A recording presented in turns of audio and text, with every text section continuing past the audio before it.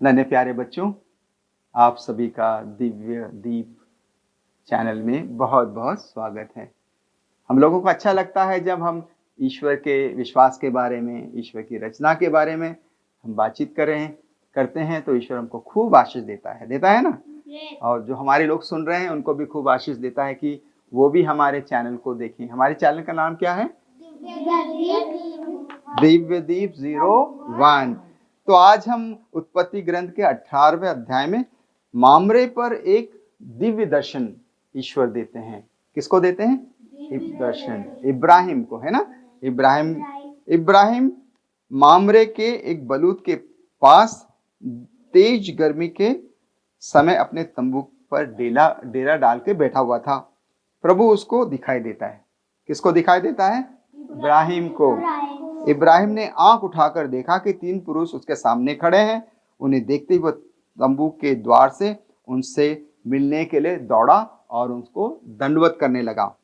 वो बोला, प्रभु यदि मुझ पर आपकी कृपा हो तो अपने सेवक के सामने वो ऐसे ही ना चले जाएं। आप आज्ञा दें, मैं पानी मंगवाता हूं। आप पैर धोकर वृक्ष के नीचे विश्राम करें। इतने में मैं रोटी लाऊंगा। आप जलपान करने के बाद ही आगे बढ़ें। आप तो इसलिए अपने सेवक के यहाँ आए हैं। उन्होंने उत्तर दिया, तुम जैसा चाहो वैसा करो। क्या कहा? हाँ, तो इब्राहिम ने तंबू के भीतर दौड़कर सारा से कहा। किससे कहा? सारा से कहा कि जल्दी से 3 पसेरी मैदा गूंथ कर फुलके तैयार करो। फुलका मतलब रोटी। हाँ, तब इब्राहिम ने उनके जानवरों के पास दौड़कर एक छोटा बछड़ा लिया और नौकर को दिया, उसे पकाने के लिए दिया। ठीक है। बाद में इब्राहिम ने दही, दूध और पकाया हुआ बछड़ा लेकर उनके सामने रख दिया। तब तक वो खाते रहे। वो वृक्ष के नीचे खड़ा रहा। उन्होंने इब्राहिम से पूछा, तुम्हारी पत्नी सारा कहाँ है? उसने उत्तर दिया, वो कहाँ है? तंबू के अंदर है। इस पर अतिथि ने कहा, मैं 1 वर्ष के बाद फिर तुम्हारे पास आऊंगा। 1 वर्ष के बाद फिर तुम्हारे पास आऊंगा। उस समय तक तुम्हारी पत्नी को एक पुत्र होगा। क्या होगा? एक पुत्र होगा। इब्राहिम और सारा दोनों क्या हो गए थे? बूढ़े हो गए थे। क्या हो गए थे? बूढ़े हो गए। उनकी आयु बहुत अधिक हो गई थी और सारा का मासिक धर्म भी बंद हो गया था। इसलिए वो सारा है ना हंसने लगी। क्या करने लगी? हंसने लगी। क्योंकि वो सोचने लगी कि इस बुढ़ापे में मैं कैसी माँ बन सकती हूँ, है ना। क्या मैं अभी पति के साथ रमण करूं?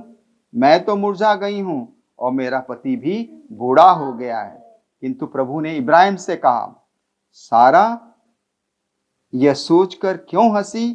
क्या सचमुच बुढ़ापे में भी मैं मां बन सकती हूं? क्या प्रभु के लिए कोई बात कठिन है? मैं अगले वर्ष इसी समय तुम्हारे यहाँ फिर आऊंगा और तब सारा को एक पुत्र होगा। क्या होगा? पुत्र होगा। तो सारा उस अतिथि से कहने लगी कि मैं नहीं हंसी, क्योंकि वो डर गई थी। क्या हो गई थी? डर गई थी। किंतु उसने उत्तर दिया, तुम निश्चय हंसी थी। वे लोग वहां से सोदोम की ओर चले गए। कहां गए? सोदोम गए। इब्राहिम उन्हें विदा करने के लिए उनके साथ चला गया। प्रभु ने अपने मन में यह कहा, मैं जो करने जा रहा हूं, क्या उसे अब्राहम से छिपाए रखूं? उससे एक महान तथा शक्तिशाली राष्ट्र उत्पन्न होगा। उसके द्वारा पृथ्वी के सभी राष्ट्रों को आशीर्वाद प्राप्त होगा। किसके द्वारा आशीर्वाद प्राप्त होगा? इब्राहिम के द्वारा। मैंने उसे चुन लिया है, जिससे वह अपने पुत्र और अपने वंश को लेकर शिक्षा दे कि वे न्याय और धर्म का पालन करते हुए प्रभु के मार्ग पर चलते रहें। इस प्रकार मैंने जो प्रतिज्ञा की है उसे पूरा करूंगा, है ना। इब्राहिम को ईश्वर के नियमों का पालन करना है ना। उनके विधान पर, उनके न्याय और उनके प्रेम पर यकीन कर जिंदगी को जीना है। इसलिए प्रभु ने कहा, सोदोम और गोमोरा के विरुद्ध बहुत ऊंची आवाज उठ रही है। उसका पाप बहुत भारी हो गया है। किसका भारी हो गया? सोदोम और गोमोरा का।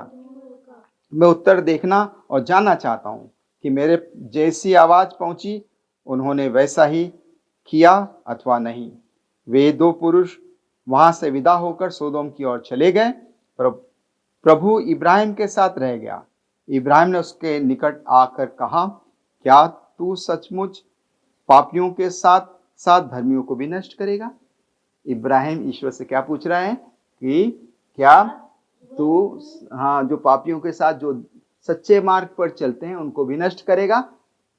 तो नगर में शायद 85 धर्मी हैं, क्या तू उन्हें सचमुच नष्ट करेगा?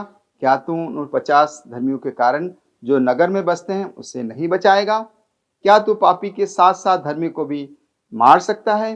क्या तू धर्मी और पापी दोनों के साथ एक सा व्यवहार कर सकता है? तू यह कैसे कर सकता है?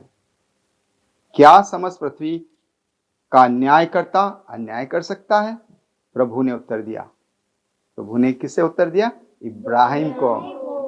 प्रभु कहता है कि यदि तुम मुझे नगर में 50 धर्मी भी मिले तो मैं उनके लिए पूरा नगर नहीं नष्ट करूंगा। इस पर इब्राहिम ने कहा, मैं तो मिट्टी और राख हूं, फिर भी क्या मैं अपने प्रभु से कुछ कह सकता हूं? हो सकता है कि 50 में 5 कम हो। क्या तू 5 की कमी के कारण नगर को नष्ट करेगा? तो उसने उत्तर दिया, ये नहीं करूंगा ना। यदि मुझे नगर में 45 धर्मी भी मिले तो मैं उसे नष्ट नहीं करूंगा।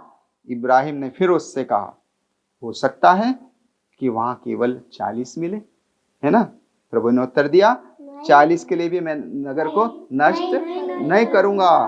हाँ, तब इब्राहिम ने कहा, मेरा प्रभु क्रोध ना करें, मुझे बोलने दे। हो सकता है कि वहां केवल 30 मिले। हाँ, उसने उत्तर दिया, यदि मुझे वहां 30 भी मिले तो मैं उसे नष्ट नहीं करूंगा। इब्राहिम ने कहा, तू मेरी दुष्टता क्षमा कर। हो सकता है कि केवल 20 मिले। और उसने उत्तर दिया, 20 के लिए भी मैं नगर नष्ट नहीं करूंगा। इब्राहिम ने कहा, मेरा प्रभु बुरा ना माने तो मैं एक बार और निवेदन करूं। वो और आग्रह कर रहा है। कौन आग्रह कर रहा है? इब्राहिम। हाँ, वो कहता है, हो सकता है कि केवल 10 धर्मी लोग मिले। और उसने उत्तर दिया, 10 के लिए भी मैं नष्ट नहीं करूंगा। इब्राहिम के साथ बातचीत करने के बाद प्रभु वहां से चला गया। तो हमने क्या देखा कि किस प्रकार ईश्वर हमारी जिंदगी में, हमारे हर क्षण में, हमारी मुश्किल में, हमारी तकलीफ में हमारे साथ चलता है ना? साथ देता है ना? और यदि हमको उन पर विश्वास रखना चाहिए, हमको उनके विधान पर, उनका विधान अर्थात सच्चाई, न्याय, समानता, है ना, और बराबरी। और हम लोग बच्चे हैं तो अच्छी ईमानदारी से पढ़ाई करके, है ना, हमारा जो जीवन का मकसद है, अच्छे इंसान बने और ईश्वर की सेवा करें, अपने माता पिता का कहना माने। सब लोग ईश्वर का धन्यवाद करेंगे ताली बजाकर।